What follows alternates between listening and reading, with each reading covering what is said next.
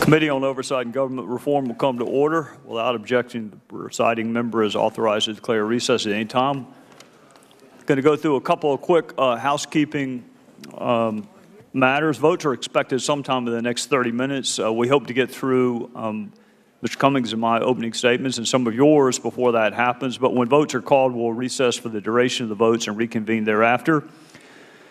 My colleagues aren't here yet, but hopefully staff will let them know. One of our witnesses has a hard stop at 3 o'clock today, so in the interest of fairness to all the members, I'm going to be uncharacteristically enforcing the 5-minute rule in hopes that my colleagues will be uncharacteristic in following the 5-minute rule. And to our audience, we welcome your attendance and interest in today's hearing.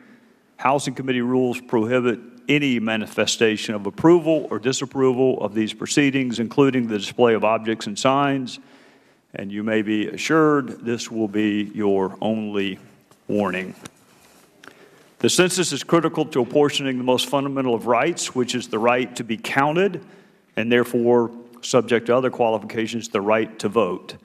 One person, one vote is embedded in the fabric of our jurisprudence.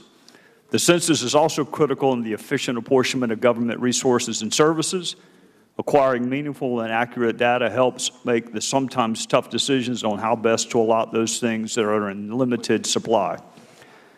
As we have noted before, few things are as eminently predictable as the decennial census. It comes every 10 years, whether we're ready for it or not. The 2020 census is entering an important period. The 2018 test is underway, and even with the significance of that, final operations for the 2020 census have appropriately begun.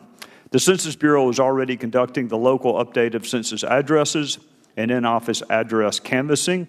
It's important to understand the status of those projects. We also need to examine the readiness of the IT systems, which are so indispensable to the 2020 count.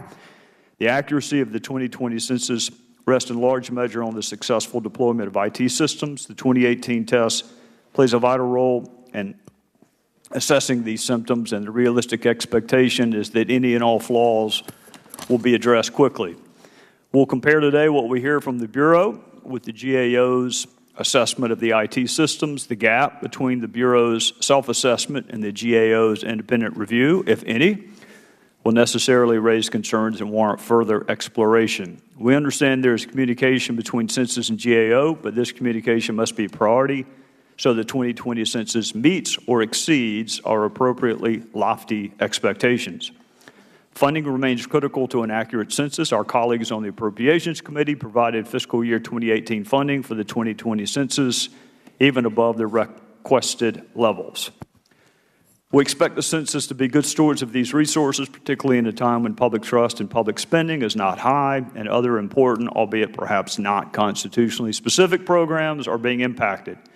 The Census Bureau and the Department of Commerce need to provide our committee with their spending plan for the fiscal year 2018 funding. We look forward to working with today's witnesses and with the Appropriations Committee to ensure proper funding is also available in fiscal year 2019 and fiscal year 2020. The census is constitutionally significant. It is mentioned with particularity in the jurisdiction of this committee. It is relied upon by the governmental entities and is directly related to the fundamental right to vote and for those rights and for those votes to be counted fairly and proportionally. So not only this committee, but Congress as a whole takes its responsibility to review progress seriously. There may be differences in certain areas, but each of us shares the common objective of a count we can have confidence in come 2020. And with that, I'll recognize the gentleman from Maryland, Mr. Cummings.